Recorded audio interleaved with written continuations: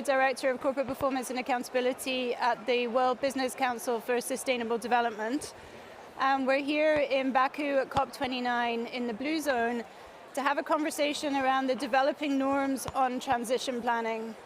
And I'm joined today by a really illustrious panel who I'll introduce shortly. But I think for those of us here in the room, and indeed for those joining on the live stream or watching at a later date, transition planning is one of these phrases that we're just hearing again and again and again. And I know today I could have gone to serial events on transition planning and the issues that it presents. And I know from the work that we've been doing with our members that it's a concept that needs some interpretation. It's a huge challenge and it has increasing systemic prevalence, particularly at a global level. So delighted to welcome, I think we'll go in this order. So Professor Carmen Nuzzo, who's Professor in Practice and Executive Director of the Transition Pathway Initiative Centre at the London School of Economics, who was also formerly the Head of Fixed Income at the UNPRI. She's a seasoned macroeconomist with over 20 years of experience in economic and market analysis. And we have Mathilde Ménard, who's the Deputy Director of Environment at the OECD, and Coordinator for Climate and Green Finance, who brings a wealth of experience in international finance and governance with a distinguished career at the OECD. Then we have Kate Levick, who is the Associate Director of Sustainable Finance and Resilience at E3G, and was formerly the co-head of the UK Transition Planning Task Force Secretariat. And last but not least, Ned Shell, thank you for joining us, Climate, Energy and Sustainable Finance lead for Bloomberg Philanthropies, who leads their work on transition planning and previously led domestic climate finance work at the US Treasury. So today we're going to do three rough things in the next hour. We're going to first talk about the global landscape and understand the global landscape that we're all facing. We're going to look at some of the gaps and some of the challenges, and then identify and plan for some of the unlocks that we can create collectively. But first, Mathilde, if I could come to you, it'd be great to get your perspectives on the current state of play on corporate transition planning, and are we seeing an acceleration towards the development and implementation of credible transition planning? So yes, what we are seeing is two things that I will develop in my intervention. First, de facto multiplication of guidance or initiatives related to transition planning, and despite this multiplication of guidance initiatives, what we are seeing is that implementation is still lagging. Mm-hmm. So in terms of the first point, we have a lot of initiatives, guidance. Some of them are market driven, some others are more driven by the regulators. I will mention a couple of them, and my colleagues will mention their initiatives. We have at the OECD now developed some guidance 2 years ago in 2022. You also, can you hear it? She's saying, can we lift it up a bit? Oops. Okay. Okay. We have also the G20 Transition Finance Framework, the UK Transition Plan Task Force, and also the work at the EU. So we have a lot of these and a lot of other initiatives. And what we see is that there is some convergence, but also important differences, even if some of them are subtle, mm-hmm. and depending on the stakeholders, depending on the jurisdictions, etc. And these differences have implications. Sometimes they imply trade-offs, and in terms of also their impact on the climate ambition, etc., and impact on greenwashing, the problem of greenwashing. So, given this multiplication, what we are seeing now is a drive to try to push for convergence, to push for interoperability of the different guidance, etc. We have this newly established International Transition Plan Network. The OECD is a member of it. You had also, very importantly this year at the G20 level, the Brazilian presidency that developed some high-level principles for credible, robust and just transition plans. And the three adjectives are important: credible, robust and just. And so really, like, what is happening now is this drive for convergence, which is very important, so that we have a common understanding of what are the key features of good, credible, just transition plans, and also try to facilitate interoperability across the jurisdictions. But in spite of this movement for convergence and interoperability, what we see is that the implementation is really lagging. Mm-hmm. And there are two things. First, you have only a subset of companies that do have transition plans.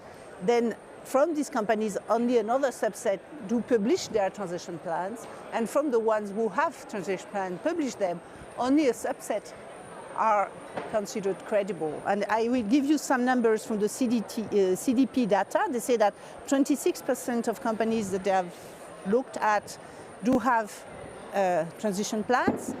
Only 9% disclose them, make them public, and only 2% are considered, detailed enough, credible, etc. So 2% is really very, very low. And then you have this problem, and then the second problem is that even if they have transition plans, even if they are public and robust, the question is to which point, the commitments they make in these transition plans are really implemented by the companies. Yep. So we have another layer of implementation gap. And here also we have some data from the Net Zero Tracker that says that to the companies they have looked, only less than a fifth have medium-term targets in terms of GHG emissions reduction.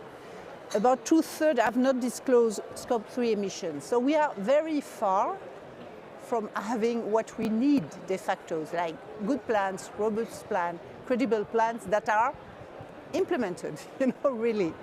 So I think that's the challenge of today, of these days, that the regulators, they need to work together, and the networks, like I guess you will speak about the network, will need to really push for convergence and push for implementation. And that means that probably the regulators and the policymakers, they need to make these transition plans mandatory and ask for them to be disclosed. Excellent.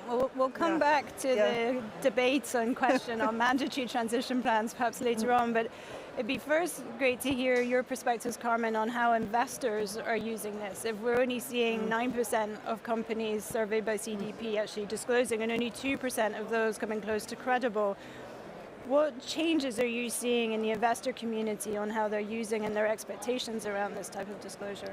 Sure, thank you, Fiona. Thank you for having me, and thank you to the World Business Council for organizing this important event.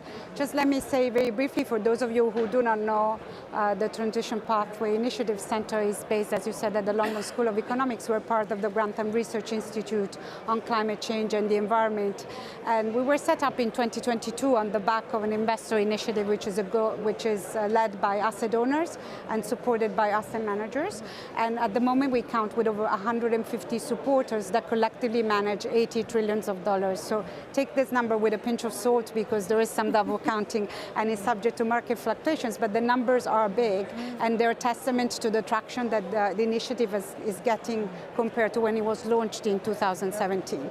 So what we do at the center is we assess corporates, but also as of last year, banks and sovereigns on the progress that they make on the net zero transition.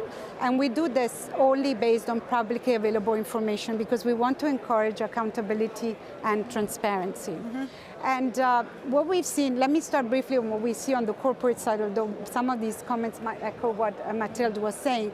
Since the initiative was launched in 2017, we have seen on the positive side an improvement in disclosure for sure, but also an improvement in the level of ambitions. So we're seeing more companies setting net zero targets and actually meeting the 1.5 degree, being aligned with the 1.5 degree scenario, which is the most stringent of the Paris goals, if you will, over the long term. And I will come back to this point because it's quite an important one.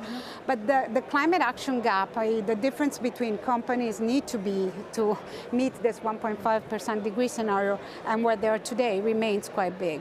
And to give an example, we assess companies on two pillars, on management quality, which is the degree of governance that companies put around these net zero targets, and we scale companies from 0 to 5 across 6 levels. So company will be given a 0 if it's completely unaware of climate change risks and opportunities, although now in the sample that we assess, which is 1,000 companies, and by year end we would be at 2,000 companies. These are very rare, which is pleasing news. And all the way to level 5, which we introduced last year, where we're really looking for evidence. We don't ask companies to fill in questionnaires. We assess them no matter what, and we select them on market cap and based on the size of their emissions. And there we look for evidence of quantitative metrics and other types of ways that in terms of disclosure towards their transition planning and implementation. And at the moment, the average of this 1,000 companies, 57% falls at level 3, which means that they're integrating climate considerations at the operational level, but very few disclose the elements that are needed to assess whether a transition plan is credible. And what we look for is really like only 5 indicators for the time being. It's not that many, but they're really crucial in assessing this credibility. There are things like, as the company quantified actions that that are consistent with their emission strategy, and which proportion each action represents of it.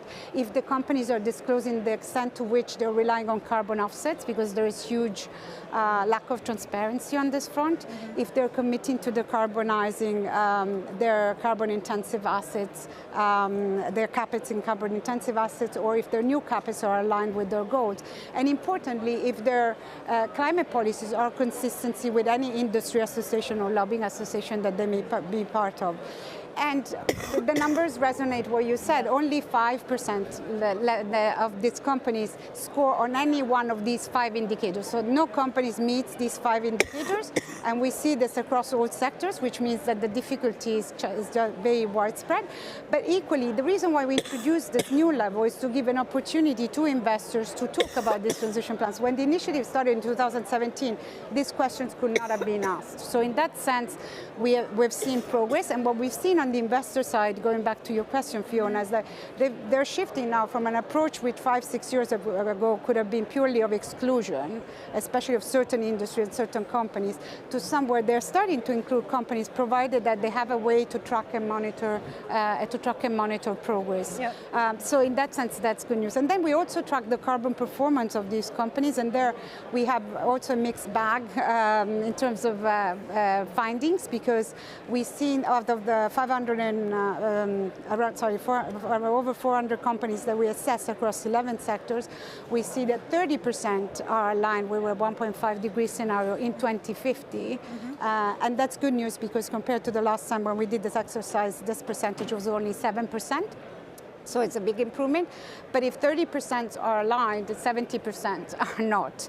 And what's important, going back to the time horizon dimension that I mentioned earlier, we don't see the same degree of alignment short-term in the short term and in the medium term, which means that in the meantime, from now until 2050, companies continue to emit, and they do that cumulatively. They exacerbate the problem, increasing the chances of a disorderly transition. So what we need is, the reason why we do and we exist is for investors and to inform, to equip them with the right tools to have conversations with companies. It is very early stage, and sometimes companies might be reluctant to have these conversations or go public about this information for fear of greenwashing. But we really do encourage, and we have a group of very committed investors that have started using this information and really digging deeper and try to engage and understand that the challenges by sectors are different, the starting points are different, and also the ways in which a company might reach the net zero target may differ. So that is very important to assess that. So it probably is not the answer that you wanted. I don't know, but in terms of what investors are probably a lot more asking for more data. They have issued their own policy. They've changed investment strategies because they engage more. But also there may be, it's time to think about their role as well in terms of like how willing are they to support the transition, over which time horizon, and at which cost as well, because we don't see really the change in the cost of capital that might serve as an incentive to companies to do well, or sometimes they're quick in penalizing them. I mean, the obvious case in point is what we've seen in some major oil and energy companies that were trying to change strategy. They've been penalized in Europe, of course. They've been penalized by shareholders, and they had to pedal back on the original targets that they had because they were competing with other companies in other regions that were not giving the same degree of attention to the transition. Perhaps I leave it like that. It was fantastic insights, and I think a good opportunity to then dial out a little bit and come to you, Ned, to talk about financial institutions and how they're thinking about this, because obviously investors are one piece of the puzzle, but banks have come under a lot of scrutiny for their own transition plans. So particularly with the work that you've been doing close to GFANs, it'd be great to get your perspectives on how financial institutions are navigating this, both as lenders, but as entities that are expected to have their own transition plans in place as well.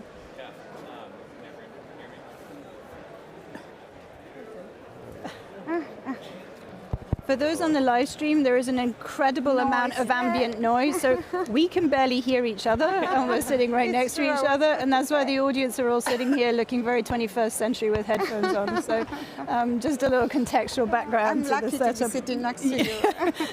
Well, I'm not sure also if Ned was able to hear you. Yeah. The way that I think about this, actually I used to work at GFANs towards its inception, so I've sort of seen the progression from beginning to now. Is the metaphor I like to use is a funnel. And a few years ago, there was no one in the transition plan funnel. No one was really even speaking seriously about transition planning. Now I think we have, a lot of progress on getting folks into that funnel. And if you're at the top of the funnel, is it not working? Okay. We see hundreds of financial institutions now with transition plans or components of transition plans, but I describe it as still at the top of the funnel. So, a good attempt, a good first try, hitting some of the components and themes, but not all of them. But a great analogy to what we're seeing in transition planning is what we saw with climate-related financial risk management and TCFD. I think it's following sort of a similar approach. A lot of folks, didn't have anything, then they had something, and year over year, it got better, it improved, and now we see a pretty robust system of climate-related financial risk management, and it's even moving into law in several jurisdictions. I think there are a few challenges that financial institutions are having right now in transition planning. No.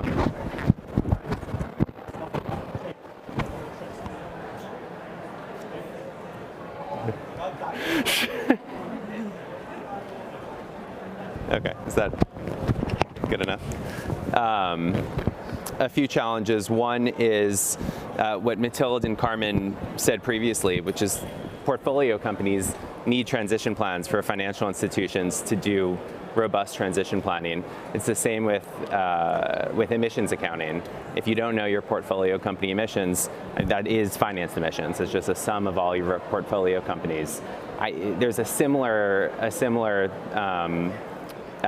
equation with transition plans. A really good transition plan for a financial institution, it's dependent on their portfolio companies having transition plans. Now, some financial institutions can sort of dig that information out themselves from portfolio companies, maybe some banks with very close multi-year relationships with their clients, who have a lot of information and expertise about their clients' transition, but certainly other parts of the financial sector, like institutional investors and investing in public equities, will not have that information unless their portfolio companies are disclosing it. And I think there's a lot more progress to do with that. In some cases, you'd expect finance to be the sort of the second step, the real economy to go first. You take that information and use it to create a financial institution transition plan. Obviously, we don't have the time for that, so we're just doing it all at once. But it is a significant challenge. I think second, in some of the more honest conversations I've had with financial institutions on this, is what counts as transition finance or as sort of a positive part of a transition plan. I remember one conversation earlier this year when I was working in government. A financial institution came in, laid their version of a transition plan on the table and said, we're doubling down on natural gas. We're all in on transition finance. Like, we've got this. And it was just awkward because, what are you going to say to that? But this was a major financial institution. So it did speak to, I think, the folks in this room and the folks on this panel. There is, I think, more consensus around what we want to see from finance than maybe there is even in the financial sector itself. And then lastly, and this might be more about how you communicate your transition as a financial institution rather than the actual finance that flows, but I hear a lot, we're presented with an investment opportunity, a very high emitting asset, and we can bring it down from maybe something that's aligned to 4 degrees down to 2, which is great. But how do I communicate that in my transition plan, in my disclosures, in my communications? I'm worried I'm just going to get killed for it not being 1.5. And there is no way to make this 1.5. The investment opportunity is bring it down to 2 or something close to it. And I don't really know what the answer to that is, but I do think we need, to move away from this sort of binary, yes, stamp of approval, good, it's transition, or you're greenwashing, it's not. Don't do that. I think the implied temperature rise metric is really interesting, but has lots of complications with it. But from a sort of theoretical perspective, I like where that's going. Thank you. Yeah, really interesting insights, and points to the fact that we have consensus on the need for consensus, right? But now what we're hearing, and Mathilde set it up beautifully at the beginning, that there is this plethora of different guidelines and regulations coming through. And obviously the UK Transition Planning Task Force was, the disclosure framework, is increasingly seen as the gold standard. So Kate, it'd be great to hear about your experience on the UK TPT and how that's managed to progress and where the outlook is, and then perhaps some of the risks that we're seeing from the current fragmentation in the system around that. Yeah, absolutely. So given that there's an audience here of people who've come to hear about transition plans, I expect at least some of you are familiar with the TPT as a framework that's out in the space. So this is the UK's Transition Plan Task Force, which was created back at COP26, has certainly subsumed a significant proportion of my life for the last 2.5 to 3 years, and has actually now ended as of 31st of October, having done the work that it was asked to do by the UK government. So I work for E3G, it's a climate politics think tank. We were asked to co-host the Secretariat together with CGFI, the Centre for Greening Finance and Investment. And the task force essentially was asked to create a sector-neutral, going back to what Ned was talking about, disclosure framework for robust and credible climate transition plans. And then lots of other related asks to do some specific sectoral guidance, for example. But the core request was to say, what does a good transition plan look like? So, in that process, the first thing we did was we put out a call for action to the market and looked at the responses to that. And, one thing that we heard loud and clear from companies and from investors and actually from everybody was that they didn't want a brand new thing that was different from all the other things that already existed. They wanted it to make sense and align with other stuff that was already in the field. And they also wanted to do whatever they could to avoid regulatory fragmentation across jurisdictions, and they wanted whatever the UK was doing to work with other geographies. So the TPT set about their work very much with that in mind, and really did its best to create this framework that built on the best practice and the best thought leadership that was already out there.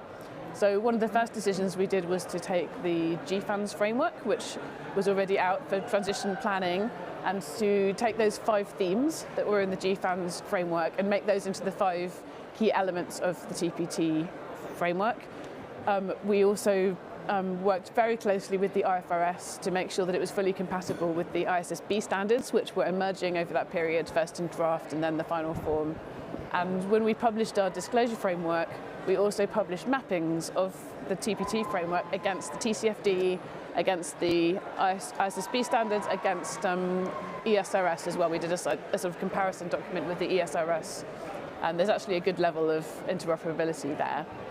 So we were very keen to support all of that, and I think that's one of the reasons it got such a good reaction from the market and has been seen as a good standard, is because it really does do that consolidation piece. So we were really pleased that that was recognised, and that earlier this year the IFRS Foundation said that it would take responsibility for the disclosure-related outputs from the TPT. So that's the TPT disclosure framework, the guidance that tells you how to interpret it, and the sector guidance that we produced alongside it that goes into more detail for sectors across the economy and into lots of detail for 7 specific sectors. So those belong to the IFRS Foundation now. They're on their Knowledge and Learning Hub, I think it is. And they have like a TPT sub-page, and it's now sort of their IP. So, you know, we're delighted with that outcome. The IFRS Foundation in the first half of next year are going to pick that up and turn it into IFRS educational resources. So effectively that will act as guidance from them that will help firms to build out their disclosure of transition plans under ISSB S2. But we were also really pleased by how all the international engagement we were able to do through the TPT has, you know, resonated in international space. When you look at what the G20 came out with, which Mathilde referred to, high-level principles for transition plans that came from the Sustainable Finance Working Group, and sort of endorsed at high level by G20 finance ministers. There's a lot in there that comes from GFANZ, from TPT. You really, again, see all these things consolidated, and the same sort of signals are starting to come through around what a baseline looks like, what the core shape should be, what the core expectations are. So huge progress has been made, but there is still a multitude of responses. We see different approaches still in different jurisdictions, and there's also the question still to be solved about mandates and what different use cases there are for transition plans.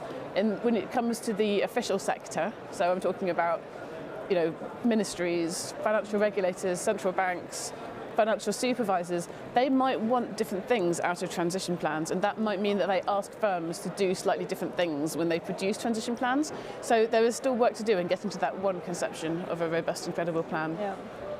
Yeah, and then Ned referred to this challenge around what are you going for, 1.5, 2, are you in or out? It's very black and white. But there's one aspect to transition planning that often gets overlooked, we think. We talk about temperature increase scenarios, but we also are very focused on a just transition. So Mathilde, it'd be great to hear from you about how you think transition plans can build in that concept of just transition and approach that topic. Yes, because I mean, the concept of a just transition has emerged as a key concept in international climate discussion, and here at the COP, of course. And even if there is no internationally agreed definition of what is a just transition, there is a common understanding that a green transition will have impact, human rights impact, and social impacts that need to be addressed.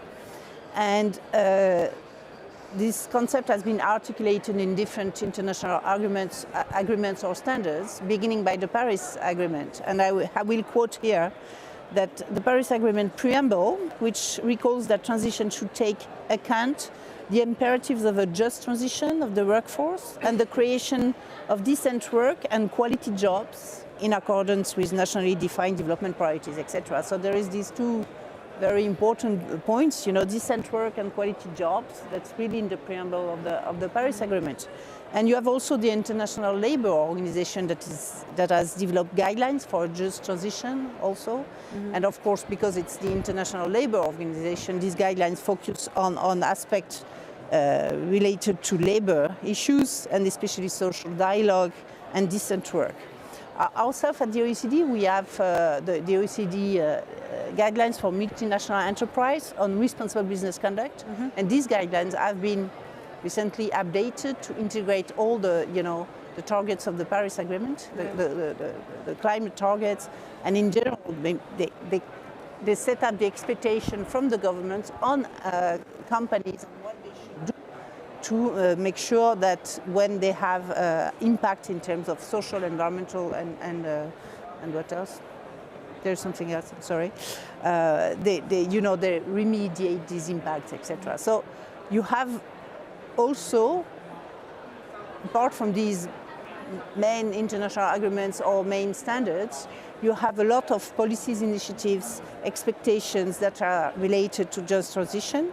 Of course, you have here again a lot of variety in terms of what are the level of commitments that are asked, the granularity of the expectations, the sectors they covered, whether they cover the whole value chain or not. etc. So you have a lot of variety here. And there are different key considerations. You have, of course, like everything related to human rights and the rights of workers, avoiding, of course, child labor, avoiding all forms of forced labor, and you have a lot of policies and initiatives on this aspect that have been taken in the UK, in Australia, in the US recently, and also everything related to, of course, health and safety in employment. And the other aspect that is very important, more in terms of somehow an opportunities for companies, is like encouraging the human capital formation, training, giving training opportunities for the workers, and of course decent work. So this I think, and this is reflected once again in the high-level principles of the G20 this year. I mean, you cannot have a transition if you don't consider the just transition aspect, because this is the experience in many countries. If you overlook these aspects, it won't work, it won't be accepted, etc. So that, I mean, I'm French, so coming from France, we had a lot of very interesting experiments in like overlooking the just transitions aspects, and and I do think also that some results, political results, might also, make us think twice about making sure that we fully integrate these aspects of just transition in everything we do, including in the transition plans. It's a great point. Sorry, do you want to... I was going to say, Gilets jaunes started because of a high taxes. Yeah, you need to take your people with you. And the example that you just gave points very well to the level of granularity that some of this guidance goes to. I think, Kate, it'd be great to hear from you if you think of there are other areas where corporates need more guidance on transition planning or more help on transition planning. Sure. So, I mean, I think the fact that we are developing detailed guidance, including through the IFRS decisions take up the TPT that I just talked about, I think that already starts to be helpful in providing more details, granularity. But we know from working with companies that they're not only seeing their climate transition plans in isolation, they tend to be working across the sustainability spectrum. So again, when we put out the call for evidence from the TPT, one of the things that came rapidly back to us was that companies and market actors were really interested in how this interacted with what they were doing on adaptation. The TPT's mandate was given in the context of a net zero commitment, but they wanted to be talking about adaptation too, about nature, and about just transition. So at quite an early stage, we formed working groups on each of those themes in the TPT and brought together experts from those fields. And they worked together very well. They reviewed all of the TPT's final product. So there's much more content on nature, adaptation, just transition in the TPT's final output than we would have anticipated at the beginning. We effectively got as much in as we could under that mandate that we were given. And of course it varies depending on context. So when you look at the sector deep dive guidance that TPT produced, for example, you will see a lot more about adaptation in the food and beverage sector. You might see a lot more about just transition in the metals and mining sector guidance. So, we started to drill into which of these themes were important in which sectoral contexts. And, for people who are interested in those themes, it's worth taking a look at the TPT website because each of those working groups produced a final paper at the end, which we did publish. So there's a piece on nature and transition plans. There's a piece on how to build out your transition plans for adaptation by that adaptation working group. And then the Just Transition working group has assembled a really great collection of guidance for how to incorporate just transition metrics into adaptation plans as well. Thank you. Ned, I'll actually come to you. Sorry, I'm juggling with this. Hearing from Kate there and Mathilde on the importance of the just transition and nature and biodiversity and the role that they play holistically, how can banks in particular, but FIs, think about that integration of those factors into their own transition planning as well? I think the good news here is GFAN's just released a paper on integrating nature into the net zero transition plan framework. It's open for 90 days. You can find it online. Please fill it out.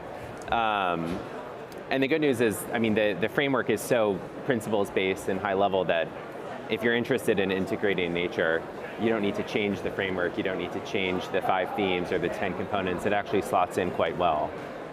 The 5 themes in GFANZ, which I think map almost perfectly to TPT, are things like implementation strategy, engagement strategy, metrics and targets. These of course apply to nature as much as carbon mitigation more generally. I think there are 2 significant challenges when it comes to integrating nature though into a transition plan. One is how you define nature.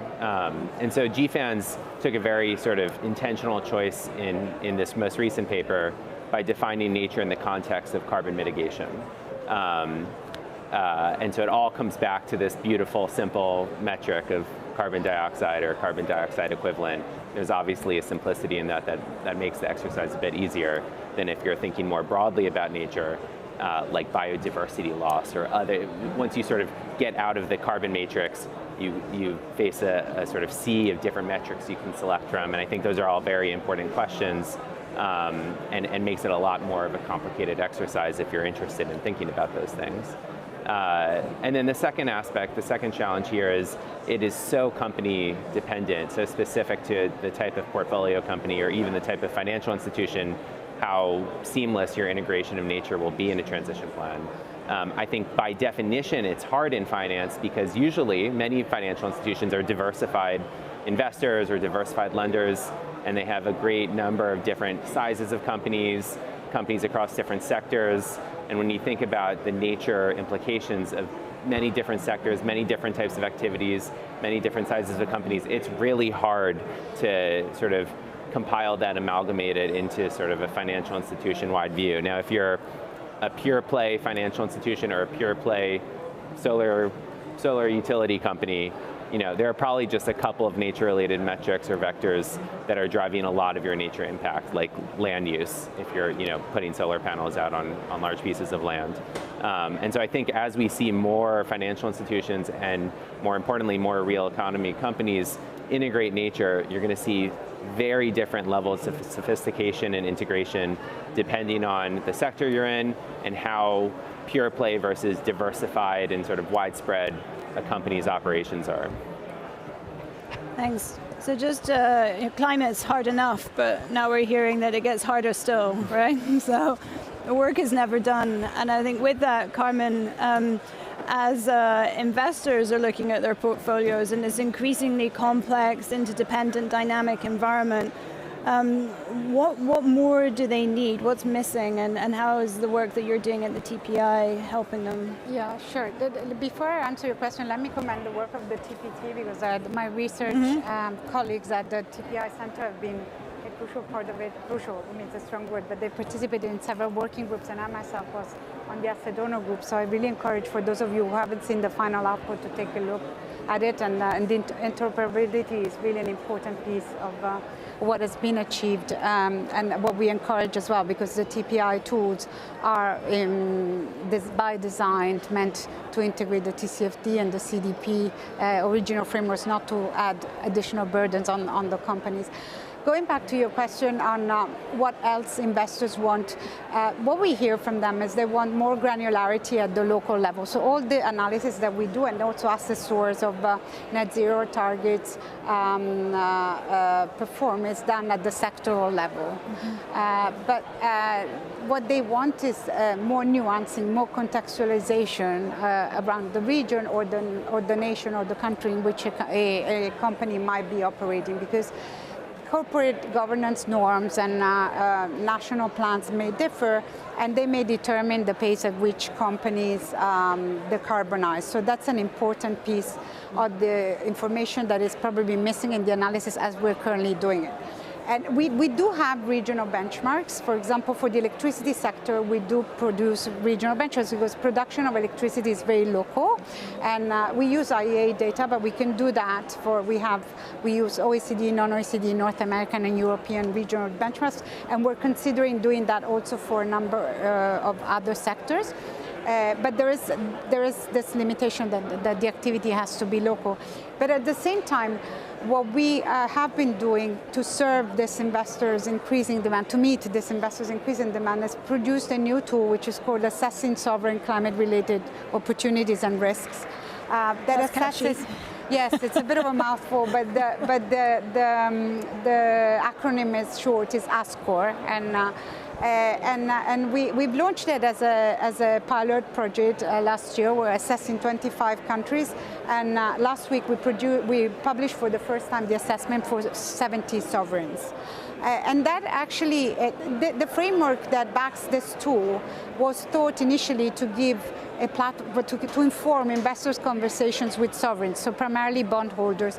But it's actually revealing itself as a useful tool also for corporate investors, be them on the equity side or on the bond side, to contextualize and have more granularity at the regional and national level. So in the latest State of Transition report that we published in September, we overlaid the information that we get from ASCO with the corporate assessments, and that's a useful starting point. We're trying to see how we can develop this this framework forward, but this is what actually is missing. And as we expand the universe of the companies that we cover, inevitably we will cover more companies in emerging markets and developing economies. And so this level of granularity and information will become even more pressing. And to your point, and what Ned also mentioned under Just Transition and Kate, that will incorporate also considerations as such. In what we do, we already have indicators that assess the just transition in the banking framework and in the sovereign framework, and also we curate the disclosure framework for the Climate Action 100+, which is an initiative, the largest probably investor initiative engaging with the largest global emitters. And also on this point, I want to give a shout out to my colleague Nick Robbins at the Grantham, who's been doing quite a lot of work on the just transition, and he's launched last year or earlier this year, I think, the Just Transition Finance Lab that can inform those conversations. So that's one element that is missing, and where more work is needed, not just by us, but also collaboratively. Yep. And the other element I would say is more granularity and scrutiny on the transition plans, but for that we need more elements. So we need to work together, because to the point I was making earlier, going from A to B might not be a linear path, and there might be multiple ways in which a company in the same sector, more companies in the same sector achieve that goal. But in certain sectors, this number of pathways might be finite. In others, there might not be the technology yet to achieve that.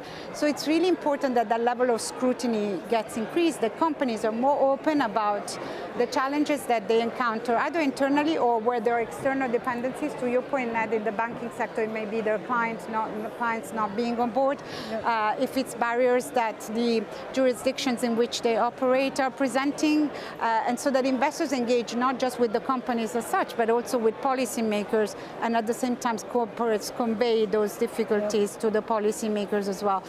So I think to square the circle, we really need to encourage this degree of collaboration, because there is a tendency of always expecting one of these three key stakeholders that I mentioned to make the first move, or to blame the others for not acting fast enough. Yep. But that degree of discussion and collaboration is very much needed to move the needle, I think. Yeah, I couldn't agree more, and I think particularly at this COP, where we've been pushing for more ambitious NDCs, it's also highlighted the need for stronger public-private partnerships.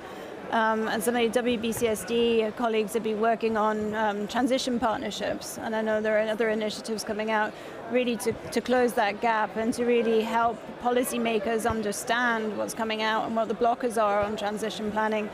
And I think maybe, Mathilde, to come to you to ask, how can transition plans help governments and policymakers with their NDC, and how are OECD helping with this? I think that this is a two-way somehow helping each other, because the transition plans, they can signal to governments where there is investment needs and areas where you can also provide support. But also there are ways to implement the government priorities in transition and the government policies, and in the other direction, how the government can help somehow the development of credible, robust, just transition planning. They can first and foremost, do what they have to do in terms of giving clear, consistent, stable policy direction, so that the companies, they can assess where they are and what are their transition risks, and based on that, evaluate their risk and also maybe evaluate their opportunities, and then they can move and develop their transition planning based on that. And this could include also country-specific sectorial pathways, because companies need to know what are the priorities in each sector, what are the timelines, so that they can develop their confidence in adapting themselves to these strategies. And of course, what I said before, what the policymakers and the regulators, they could make these transition plans mandatory and ask them to be disclosed. That's quite obvious. And last but maybe not least, also they could provide some financial incentives for developing new green technologies. So there are a lot that transition plans can make for governments to help governments, somehow advance in the implementation of their indices and in the definition of their indices. And there is a lot that government can do to help the companies really assess their transition risks and advance in the development of their transition plans. And of course, the EU have moved to make transition plans mandatory through the CSDD. So, I mean, Ned, come to you if you can hear me. Good shout. I'm picking up on it. Would mandatory transition planning be helpful? What is needed to get really decision useful information out into the financial community on transition planning? I mean, I think supportive public policy is obviously a necessary component, and one thing that I know financial institutions have been working hard to do, and I think there's more opportunity to do this, is to really advocate to governments, first in a way that's consistent with their transition plan and their climate commitments, but also in a way that is sort of reasonable and implementable by governments. I think there's a sort of burgeoning conversation now, which I think Mathilde might have been talking about, but I couldn't quite hear it, about national transition planning. Yeah. And I think it's a really important conversation, and I worry that it could sort of veer into the unreasonable if you start, advocating for the government to just sort of solve everything with fiscal policy, and then, what are you doing as a financial institution except riding the wave of tax credits and things like that.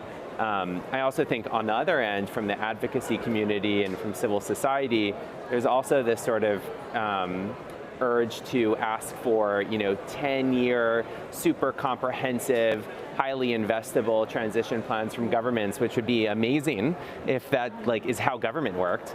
But in most countries, it's not. Politics is real, and we have to be really practical with the types of things that we're asking for. Otherwise, you get these very lofty letters that, coming from government, you see, and you're like, okay, great, I'll tell Congress to, pick that up. So I think there's a lot of opportunity there. And then second, within the financial community, but also with civil society, I think there's and I think Carmen was talking about this, again, not totally sure, is this really, and this is very specific, so I'm sorry, but this sort of urgent technical challenge of benchmarking your transition plans accurately and in a way that's decision useful. We have these great scenarios and pathways that are put out by highly credible sources like the IEA, but you still need much more granularity at the sector and regional level. And this is like the spine of transition planning. If you don't know how to benchmark a portfolio company or your own company's progress to something, how are you really able to communicate whether you're on track or not, or the level of your ambition? And there's a lot of technical, economic, environmental modeling that is going on, but really needs to accelerate and get much more granular and sector specific, especially in emerging markets.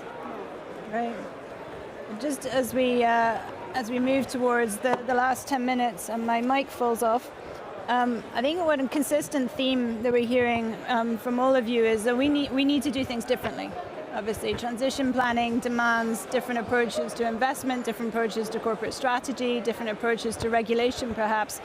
And perhaps as a slight detour from what was given to you, just like to get each of if I'll come to you, Kate, because I'm going to talk about ITPM, but then just get perspectives from each of you on what needs to happen. What would you like to see to be in a better place in 5 years? But first, Kate, I know you're part of an exciting new initiative. It'd be great to hear a bit about that and where that's going. Yeah, sure. So I think a lot of what we've heard from different speakers so far today has touched on the need for sort of dialogue and cross-pollination and for different kinds of stakeholders to work with each other to make sure that everyone gets what they need out of transition planning.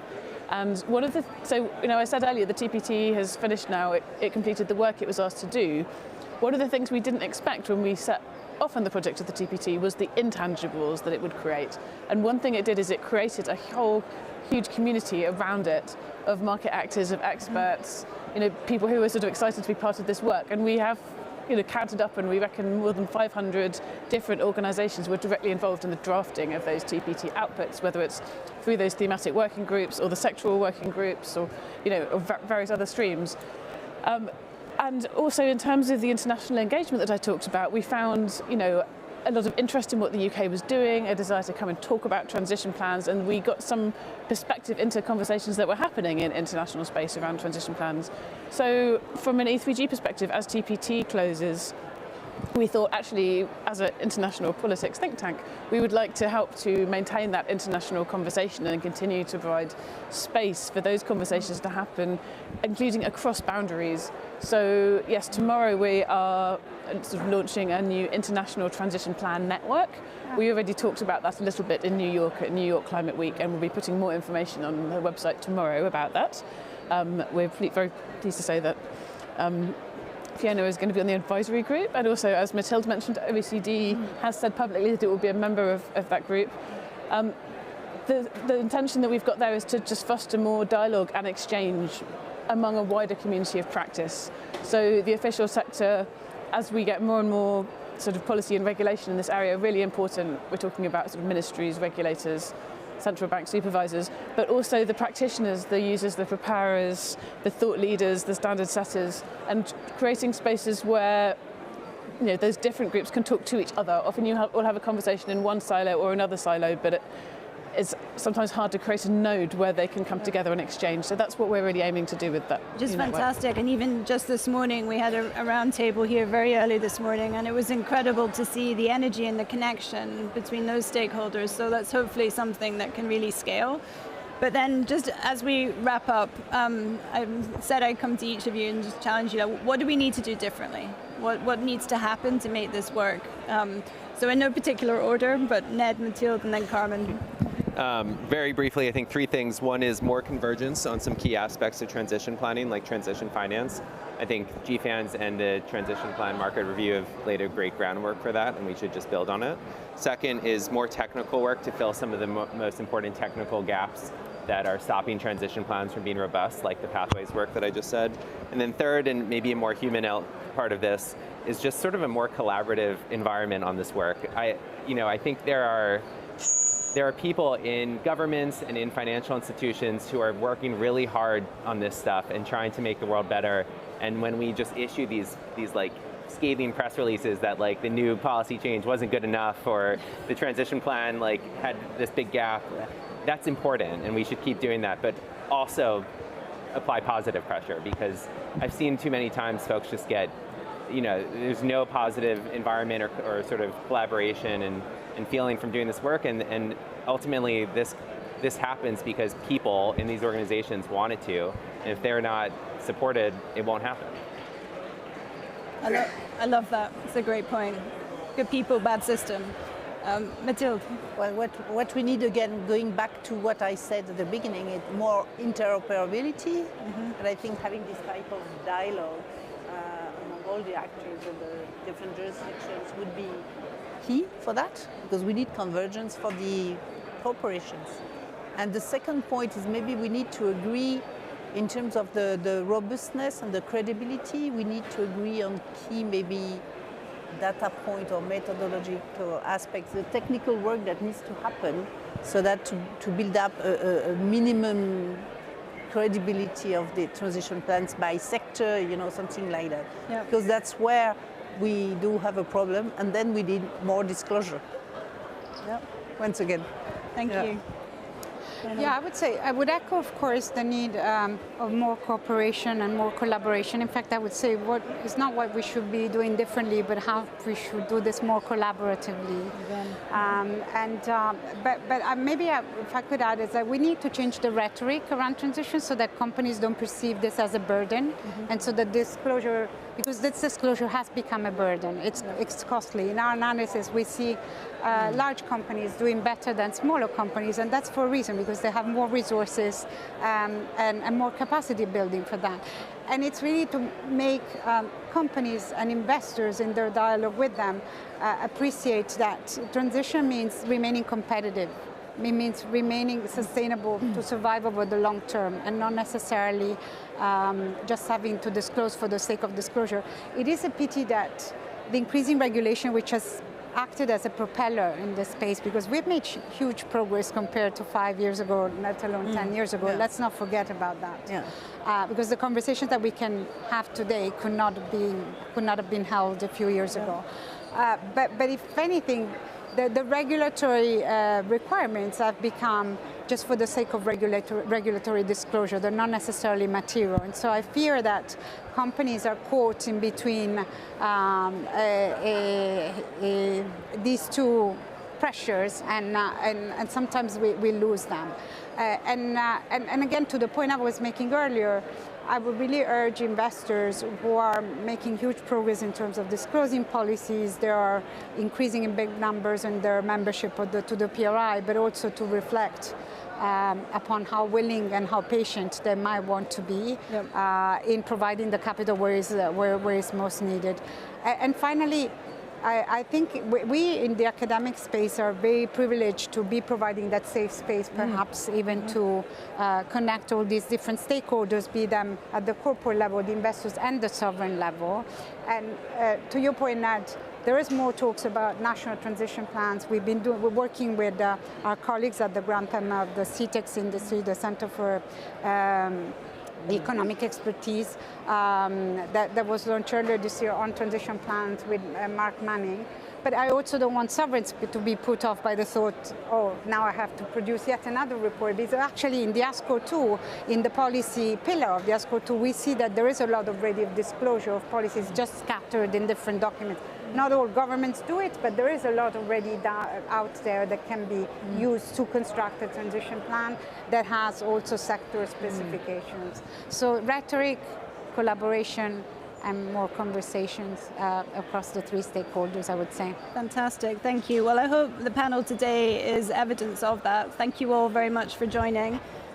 In the work that we are doing with the members and beyond, we see this challenge, we see this burden of regulation and the focus on compliance, and really want to pivot that into an opportunity.